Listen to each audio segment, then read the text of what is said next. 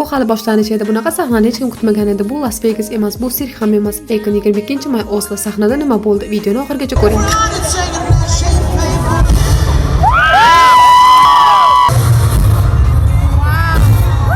O'sha kecha Akon har bir notani jonli kuyladi, har bir qo'shiqqa raqsga tushdi. Sahnaning yuragida Akon, atrofida o'yinchi qizlar. Muxlislarning ko'zi u bilan, qalbi u bilan edi. Har bir qo'shiqni muxlislar birgalikda kuyladi. Akon bir qatorini aytsa, butun zal javob berdi. Bu konsert emas, bu birgalikda yashagan kecha edi.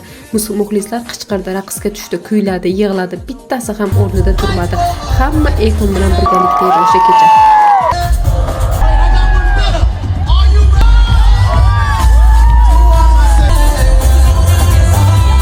Eslaysizlarmi, 2007-2008 yil maktab davrlarida o'rtoqlarimiz bilan birgalikda telefonda Akon eshitardik. U davrning eng taniqli bo'lgan qo'shiqlaridan biri esa Smack That, birgalikda ko'chada kuylardik.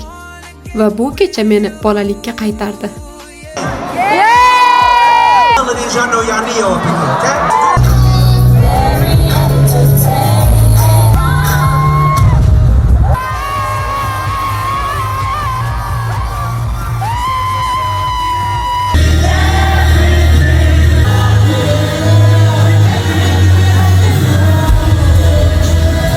Akonning qo'shiqlari turli o'lkalarda, shuningdek Toshkentda, Moskvada, Parijda, Nyu-Yorkda yoshlar tomonidan sevilib tinglanardi. Yoshlar bu qo'shiqlar bilan ulg'aydi va 22-may kuni o'sha ovoz, o'sha odam, o'sha legenda mendan bir nechta metr narida turdi. Akon shunchaki qo'shiqchi emas, u bizning yoshligimizning ovozi edi.